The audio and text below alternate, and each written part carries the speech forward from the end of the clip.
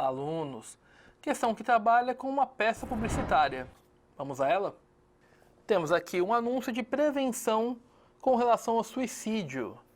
Suicídio, saber, agir e prevenir. Os verbos do anúncio estão no infinitivo, mas adquirem outro valor na peça publicitária em questão. Para que eles continuem adequados ao contexto de convencimento do interlocutor, podem ser trocados por verbos no A. Subjuntivo mostrando dúvida na escolha. Se você está falando de uma peça publicitária que era convencer alguém, você não pode fazer com que ela tenha dúvidas. B. Particípio, já que o conselho foi transmitido. Na verdade, se você está trabalhando com a prevenção, você não pode trabalhar com essa ideia de algo que já foi alcançado. C. Gerúndio, rompendo a ideia de continuidade. Primeiro que gerúndio já traz a ideia de continuidade, o que já torna essa alternativa automaticamente inválida. D. Indicativo, trazendo a campanha para o agora. A campanha deve estar no agora, mas o indicativo aponta a certeza. Não necessariamente ele vai alcançar aí esse público. E imperativo, aconselhando algo para o público. Justamente aí o imperativo é que traz essa ideia de ordem ou aconselhamento. Portanto, os verbos que estão lá no infinitivo, eles têm, na verdade, um valor que ele é imperativo. Logo, a alternativa correta é a alternativa E. Olá, alunos! Questão que trabalha com a interpretação de textos literários. Vamos a ele? Temos aqui um trecho de O Alienista, de Machado de Assis. Ao passo que Dona Evarista, em lágrimas, vinha buscando o Rio de Janeiro, Simão Bacamarte estudava por todos os lados uma certa ideia arrojada e nova, própria a alargar as bases da psicologia. Todo o tempo que lhe sobrava dos cuidados da Casa Verde era pouco para andar na rua, ou de casa em casa, conversando a gentes sobre 30.000 assuntos e virgulando as falas de um olhar que metia medo aos mais heróicos. O movimento realista sofre influência de vários acontecimentos importantes do final do século XIX e início do século XX, o que se manifesta no excerto com o estabelecimento de uma relação entre o enredo e a histeria das grandes metrópoles urbanas. Não temos aqui elementos que falem de histeria e, no caso, não estamos falando das metrópoles. O Rio de Janeiro ele é citado, mas toda a questão do alienista se passa no interior. B. Exploração de teorias científicas da época. Sim, temos aí toda uma influência enorme do cientificismo, justamente ali do final do século XIX e início do século XX. O alienista seria aí quem é a síntese máxima da reunião dessas teorias científicas. C. Idealização de personagens ditas históricas. Estamos falando do realismo, portanto não temos essa ideia de idealização. D. Realização de sua própria felicidade conjugal. Na verdade, aqui nós temos problemas conjugais. Simão quer uma coisa, enquanto Dona Evarista quer outra. E. Luta entre a religiosidade católica e o pecado. Esse dualismo, ele é, na verdade, um dualismo que ele é barroco. Ele não representa os ideais lá do realismo. Portanto, a letra B é a alternativa correta. Olá, alunos! Questão que trabalha a análise da letra de uma canção.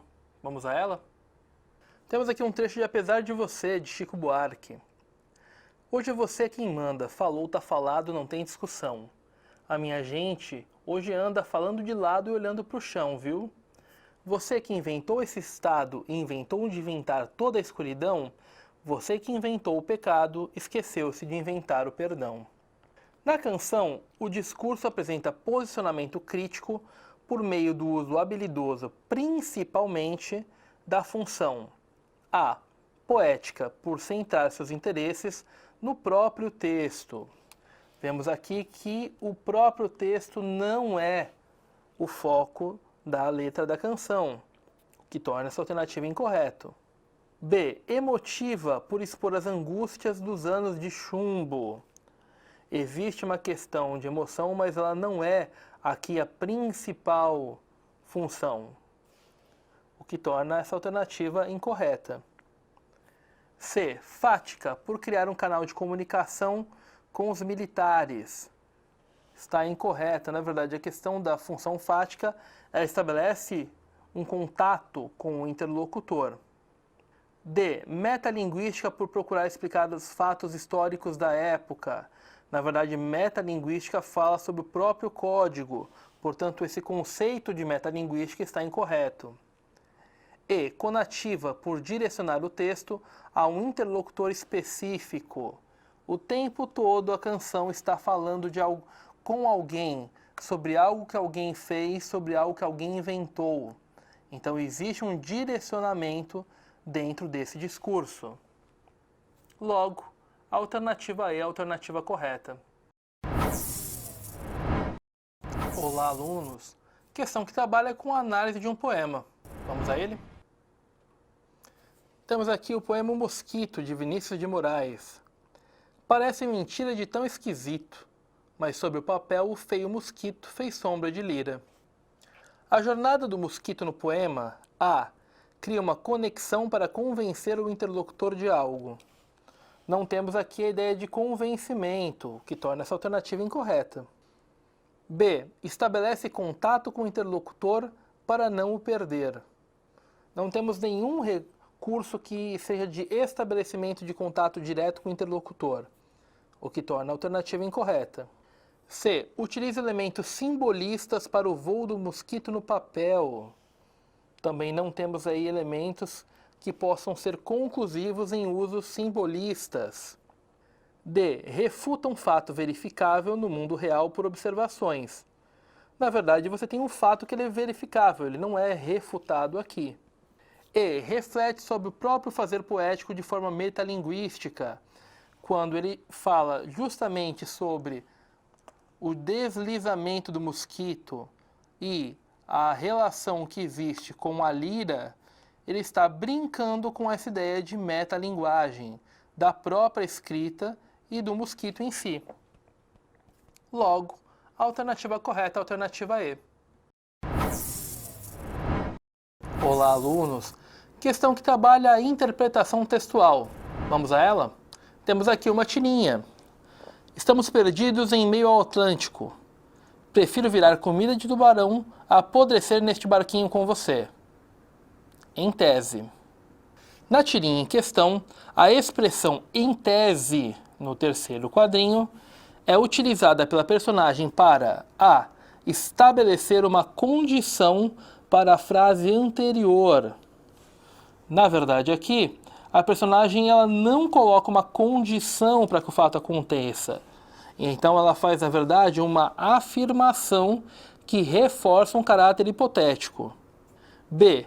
Comparar a informação das duas personagens. Na verdade, se refere só ao que ela fala e não à fala da outra personagem. C. Confirmar a relação de tempo da afirmação prévia. Na verdade, a expressão ela não reforça fator temporal. O que ela faz, na verdade, é falar de probabilidade, pensando no que ela havia afirmado anteriormente. D. Atenuar a força argumentativa da afirmação anterior. Exatamente. Se nós observarmos mais uma vez a tirinha, ela faz uma afirmação que ela é absoluta aqui. Porém, essa expressão em tese coloca em xeque o absolutismo que ela tinha dito na primeira vez. E reforçar a ordem das ações estipuladas anteriormente. Mais uma vez, aqui a gente não tem reforço de ordem. A gente tem, na verdade, a atenuação da frase que foi dita anteriormente. Logo, a alternativa D é a alternativa correta. Olá, alunos! Questão que trabalha a interpretação textual. Vamos a ela? Temos aqui uma tirinha. Este foi um ano inesquecível. Que bom! Também foi um ano que todos gostariam de esquecer. O efeito cômico da tirinha tem como base o aspecto da linguagem ligado ao campo A. Fonético, B, imagético, C, literário, D, semântico e sintático. Se nós observarmos mais uma vez aqui a tirinha, toda a graça gira em torno de qual seria o significado de inesquecível, aquele significado canônico de algo que não se esquece, ou essa interpretação dada no último quadrinho pensando em algo que você gostaria, na verdade, de esquecer. Logo, temos aqui que o campo ele é semântico, ou seja, estamos tratando aqui do significado das coisas. Portanto, a alternativa correta é a alternativa D. Olá, alunos! Questão que trabalha a interpretação de textos literários de um jeito diferente. Vamos para a imagem? Temos aqui uma representação do poema de Carlos Drummond de Andrade, No Meio do Caminho, poema clássico de nossa literatura, com essa brincadeira: vai, Carlos, ser lego na vida. Então existe a representação aqui de cada palavra do poema por meio de uma pecinha. A representação do clássico poema drummondiano, utilizando peças de montar, ressalta uma das estratégias argumentativas do modernismo, que é a comicidade, B, concisão, C, descrição, D, formalidade e idealização. Se olharmos mais uma vez a imagem, vamos perceber que existe, na verdade, aqui uma curva que ela é pequena, porque temos poucas peças, na verdade, que se repetem. Dê uma olhada aqui na legenda, com poucas palavras e expressões aqui são as bases para este poema. Logo, se temos tão poucas para representar o poema todo, temos aqui que, na verdade, pensando justamente no modernismo, a concisão é aquilo que mais salta aos nossos olhos. Logo, a alternativa correta é a alternativa B. Olá, alunos! Questão que trabalha a interpretação de um poema. Vamos a ele? Temos aqui o poema A Pesca, de Afonso Romano de Santana.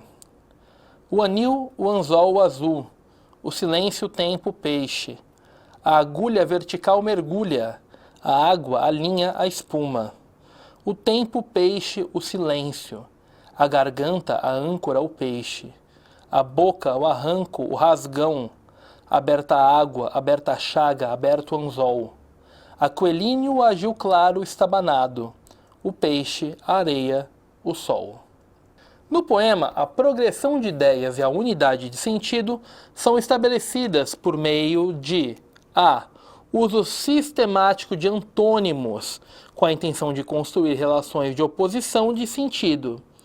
Não temos aqui, na verdade, emprego de antônimos, o que torna essa alternativa já incorreta. B. Mecanismos de coesão, entre os quais se destacam a repetição de palavras e o paralelismo. O texto aqui ele não dispõe de elementos significativos de coesão. Se nós percebemos, temos, na verdade, vários elementos que estão soltos.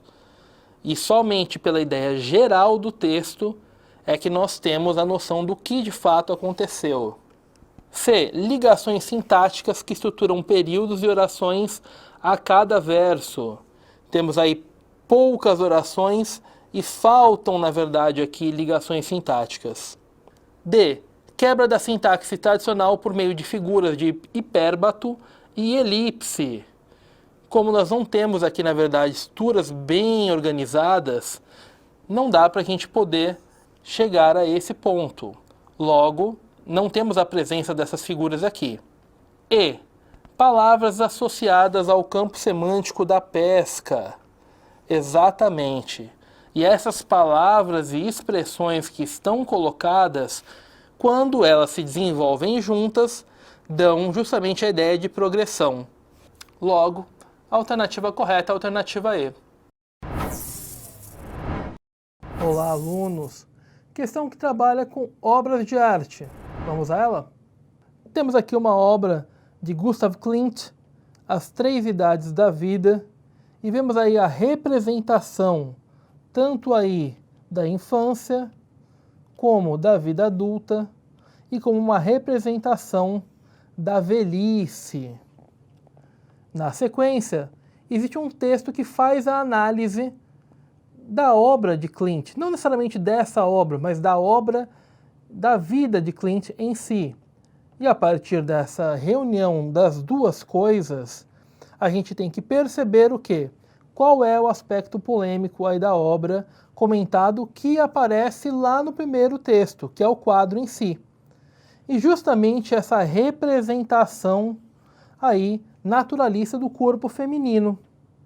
A gente tem lá no quadro a passagem de tempo, que ela é simbolizada pelos corpos femininos naquelas 3 instâncias que a gente viu. Justamente isso exemplifica o aspecto que é polêmico, porque a gente tem uma representação que ela é do nu e ela é uma representação que trabalha com justamente a ideia de passagem do tempo. Nós temos aí a revelação, sim, da solidão feminina lá na velhice, temos, mas isso não é o que tornou o quadro polêmico. Portanto, essa alternativa ela é incorreta. Mesma coisa, não é o uso das diferentes texturas e das formas que torna o quadro polêmico. Também não fala da maternidade e da função social dela. Fala, na verdade, da passagem do tempo e de mostrar isso de uma forma nua, crua. E também não trabalha com expressão de prazeres e angústias, mas com a ideia de passagem do tempo. Não temos nenhum desses sentimentos ali que sejam ressaltados, mas sim como a passagem do tempo vai moldando as figuras conforme as coisas vão se encaminhando. Logo, a alternativa correta é a alternativa A. Olá, alunos! Questão que trabalha a interpretação de uma obra de arte. Vamos a ela? Temos aqui um quadro de Van Gogh, Noite depois de Méliès. Esse quadro ele vai servir de base para a nossa análise, porque precisamos perceber quais são os elementos principais da obra do Van Gogh que estão exemplificados nesse quadro. O cenário em si, primeira coisa, ele não é preciso, porque a própria pintura de Van Gogh não busca essa precisão. Ele também mostra uma cena que ela é cotidiana. Se ela é uma cena que ela é cotidiana, ela não é onírica, ela não traz essa questão da ideia do sonho, que é algo muito mais próximo lá do surrealismo. Também não temos aqui formas geométricas muito ressaltadas, como nós teríamos em outros movimentos, como por exemplo o cubismo. Tampouco existe uma relação distópica, porque nós não temos a presença de uma tecnologia que justifique que a gente coloque esse elemento. Portanto, ele não é preciso, ele não é ligado aos sonhos, ele não é extremamente geometrizado e ele também não mostra tecnologia. Mas ele é sim sereno, ele foca um casal numa cena que ela é cotidiana e eles estão iluminados aí por uma luz central que traz essa ideia de serenidade que ela é mais própria desse momento da obra de Van Gogh. Logo, a alternativa correta é a alternativa E. Olá, vamos abordar uma questão de artes envolvendo carvão sobre o papel. Há uma primeira imagem, observe. O homem das 7 cores, carvão e pastel sobre papel. Logo em seguida, no texto 2, ele faz um comentário a respeito das artes, a arte pura e a arte inovadora. E segue a questão. Em 1917, a pintora Anita Malfatti realizou uma exposição que provocou resposta contundente por parte de Monteiro Lobato. Com espaço na imprensa, Lobato publicou um artigo contrário aos ideais estéticos que despontavam no Brasil. Com base nos textos 1 e 2, é possível afirmar que Monteiro Lobato dirigia sua crítica aos valores. Vamos comentar primeiro em relação a esse episódio. O que acontece, né? Anita Malfatti faz essa exposição, consegue vender muitos quadros, é relativamente bem aceita pela população e no dia seguinte se depara com um artigo intitulado Paranoia ou Mistificação. E só pelo título do artigo você já pode ver que ele estava, né, tentando atacar de todos os lados. Ele chega a argumentar que tipo de arte é aquela, que é o que o texto 2 vem dizer. Ó. Observe o texto 2. O texto 2 diz assim, que tem duas espécies de artistas. Uma composta dos que veem normalmente as coisas em consequência disso, fazem arte pura, tá? Que ele chama aí de arte pura. Vamos grifar aqui. E depois ele diz que a outra espécie é formada pelos que veem anormalmente a natureza. Interpretam através de teorias efêmeras, ou seja, teorias passageiras. Eles acreditam que as vanguardas eram teorias passageiras. Então, nós estamos falando sobre um momento que antecede o modernismo. Na questão, ele diz que se dirigia aos valores pregados pela estética burguesa, fruto da ascensão social dessa classe e da ampliação de seu acesso aos estudos, o que levou à busca por representatividade artística. Esse não é o caso, né? Nós vamos ter aí essa estética burguesa e, mais especificamente, essa ascensão da burguesia muito mais forte no romantismo. Claro que essa burguesia ela continua se desenvolvendo, mas não é exatamente em relação à estética burguesa, né? Nós estamos nos referindo a algo mais específico. Letra B.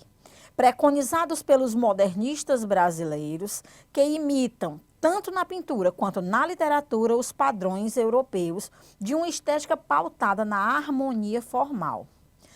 Até lhe dizer que os modernistas imitam os padrões europeus, apesar de o próprio modernismo não aceitar essa ideia de imitação, uma vez que eles querem dizer que eles estão atualmente, contemporaneamente, a essas artes de vanguardas, mas observe aí que ele está falando sobre a harmonia formal, né?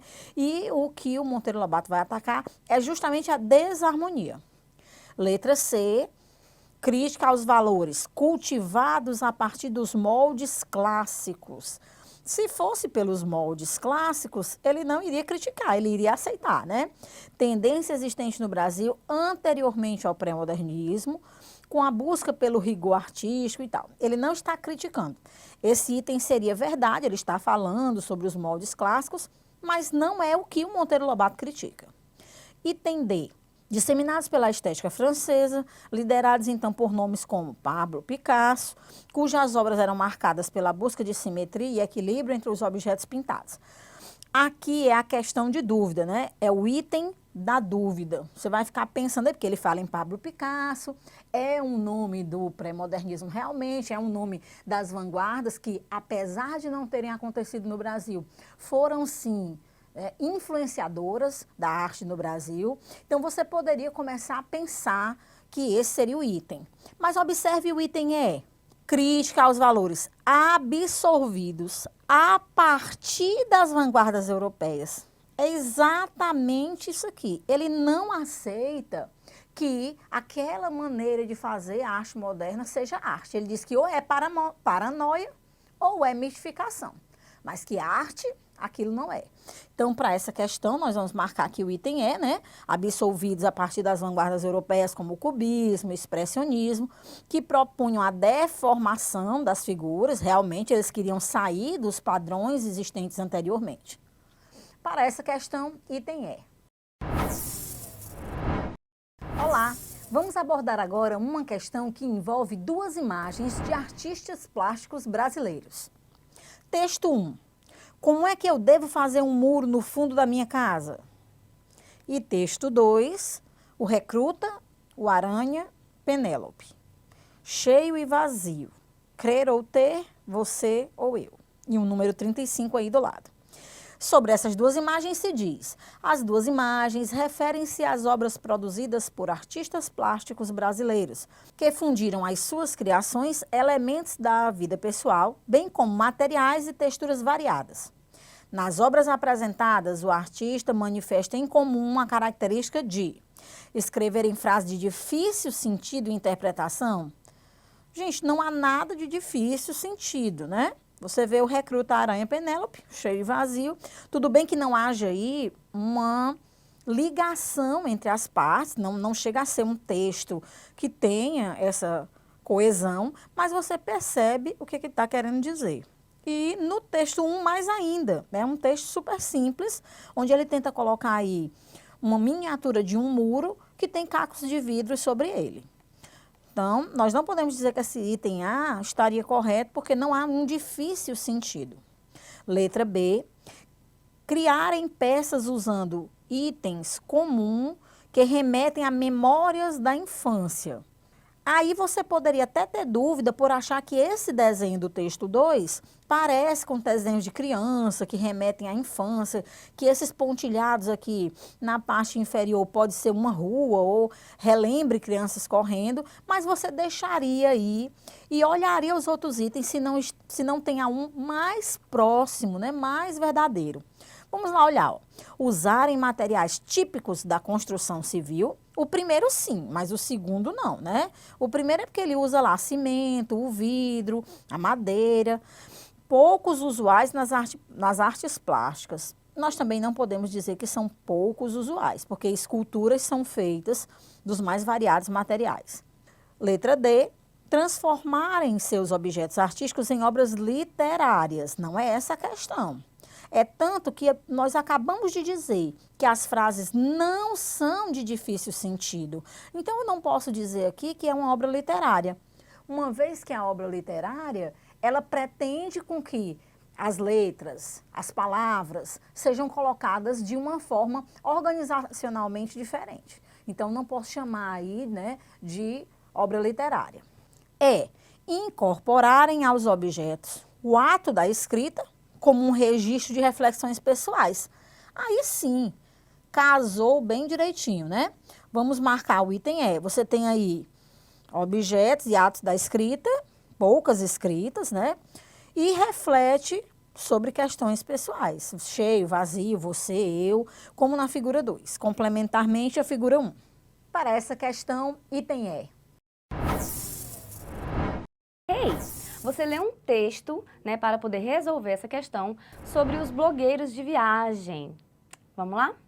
Então, de acordo com o texto, de um modo geral, os blogueiros de viagem, letra A, viajam por prazer, como um hobby. Bom, eles viajam por prazer sim, mas a gente sabe que não é somente isso. O texto fala que os blogueiros de viagem viajam para além de um hobby, porque eles são influenciadores, né? Travel bloggers and influencers share their experiences, exploring the world in an effort to help inspire and educate their followers. Então, eles viajam não somente por prazer, mas sim porque eles gostam de share, de compartilhar a experiência deles, de explorar o mundo, né? E também porque eles gostam de inspirar e de educar os seguidores deles. Letra B. Influenciam e inspiram seus seguidores? Sim, né? A gente sabe que os blogueiros gostam de curtidas, eles gostam de influenciar, eles gostam de inspirar, eles gostam de ser um modelo para os seus seguidores. Então, a letra B está correta. Letra C. São patrocinados e vivem confortavelmente?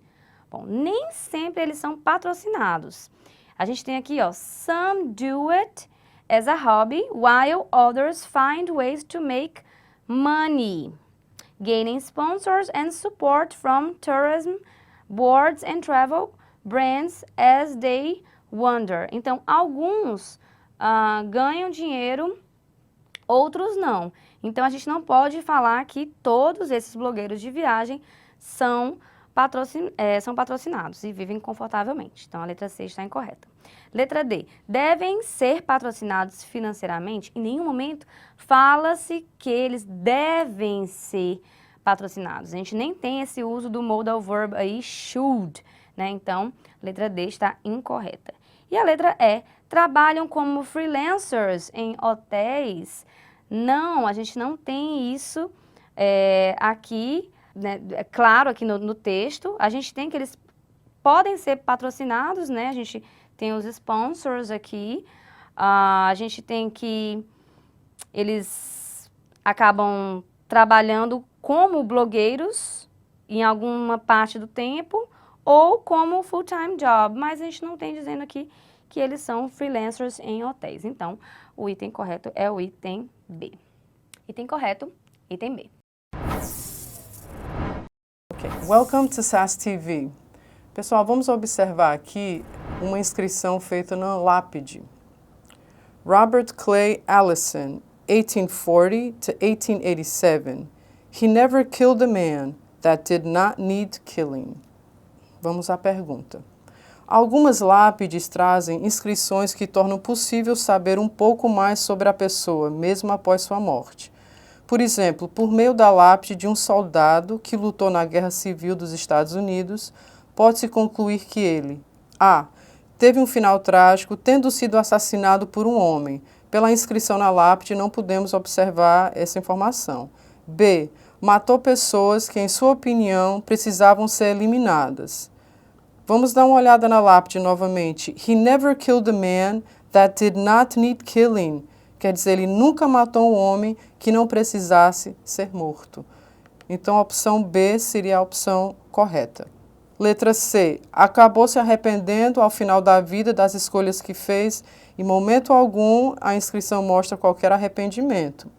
Letra D. Nunca matou ninguém em vida, mas achou que deveria tê-lo feito. Não, ele assume na inscrição que matou por convicção. E. Matou uma pessoa na vida, muito provavelmente por acidente. Não, estava em guerra, matou quem ele achou que fosse necessário ser morto. Opção correta, letra B. Hi guys!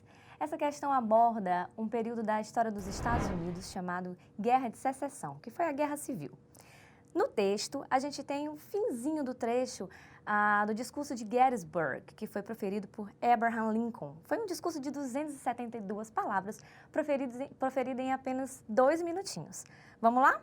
A questão pede apenas, né, o que é que esse apreço político, né, que o Abraham Lincoln ele tinha pelo quê, né?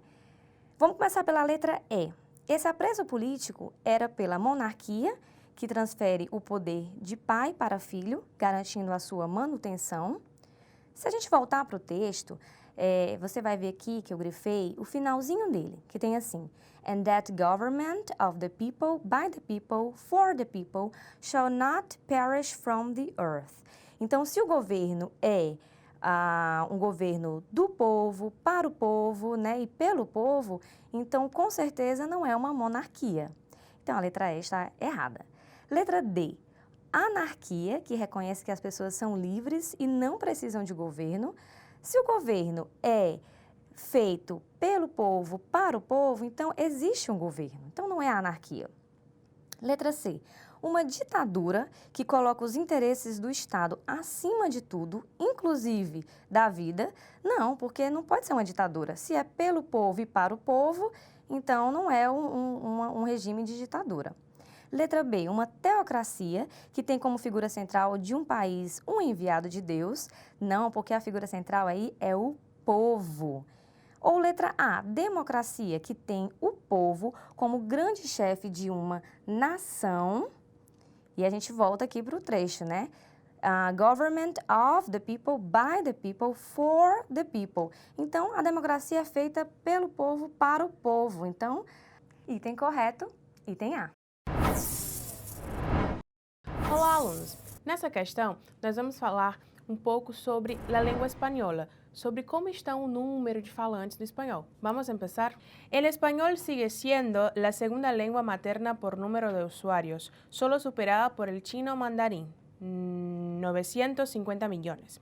El número de hablantes nativos ha aumentado en 5 millones en el último año, hasta llegar a los 477,6 millones. Según la Oficina del Censo, Estados Unidos será en 2060 el segundo país en número de hispanohablantes después de México. Los países de Hispanoamérica con más hablantes nativos de español son hoy México, casi 120 millones, Colombia, 48,8 millones y Argentina, 43 millones. El español se disputa con el francés y con el chino mandarín el segundo puesto entre los idiomas más estudiados. En Internet, el español es la tercera lengua más utilizada. El 7,7% de los internautas se comunica en español y sigue siendo la segunda lengua más utilizada em las duas principais redes sociais, Facebook e Twitter. Então, como a gente pode ver no texto, ele vai tratar sobre essa questão dos usuários, do número de pessoas que está usando o espanhol como língua, tanto na fala como na questão das redes sociais. E a gente tem a seguinte questão. De acordo com as informações do texto, o espanhol é uma língua que A. Apresenta quase 3 vezes mais falantes nativos no México do que na Argentina. B. Ocupa a segunda posição da lista de línguas mais usadas na internet. C. Possui o maior número de falantes localizados nos Estados Unidos. D. Permanece com a mesma quantidade de falantes que há um ano. E E. Tem um número de falantes elevado graças às redes sociais. Se a gente relembrar o que foi lido no texto, a gente vai ver que o item correto é exatamente o item A, quando ele diz que apresenta quase 3 vezes mais falantes nativos no México do que na Argentina. Que ele vai falar que no México a gente tem 120 milhões e que na Argentina a gente vai ter 43 milhões, que vai dar mais ou menos uma divisão com resultado de 2,79, que é exatamente quase 3 vezes o número de falantes. Então, o item correto é o item A. Olá, alunos! Nessa questão, a gente vai ler uma tirinha que vai falar sobre uma expressão muito comum do espanhol. Vamos começar. La NASA estima que la Vía Láctea alberga 17 mil millones de planetas similares a la Tierra. Ya es mala pata que te tocaran a ti los humanos. Então, a gente vai ver uma tirinha que tem um certo tom de humor na questão de dizer que existem mais de 17 mil milhões de planetas como a Terra. E aí ele vai dizer que má sorte da Terra ter recebido os logos humanos, como se nós não cuidássemos do nosso planeta. E aí a gente tem a seguinte questão.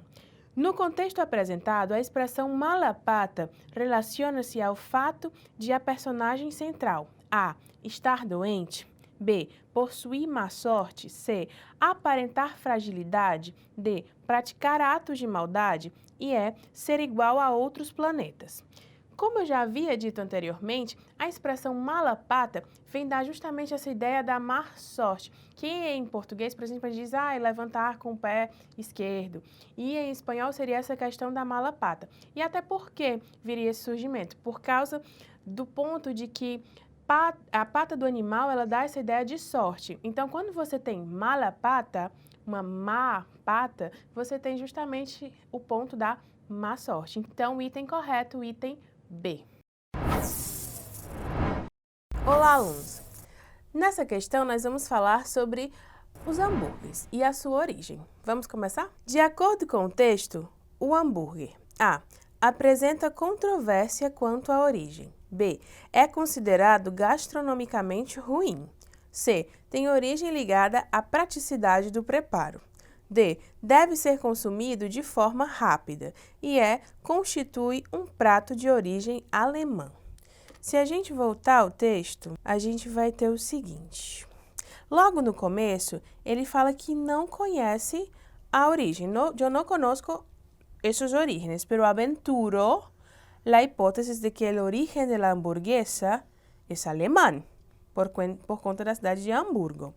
E aí vai dizer que há alguns dados que apuntam que outro foco originário pode localizar-se em Rússia, que seria o que eles chamariam a princípio de um filete russo.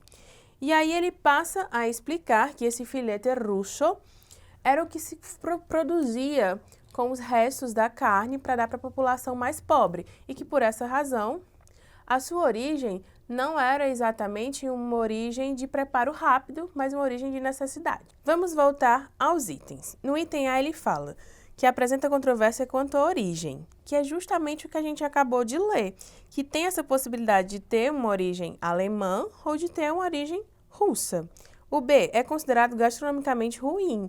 Ele não vai falar isso no texto. Ele vai falar que no início ele era feito com carnes ruins, com sobras, mas que hoje em dia às vezes é muito bom comer um hambúrguer.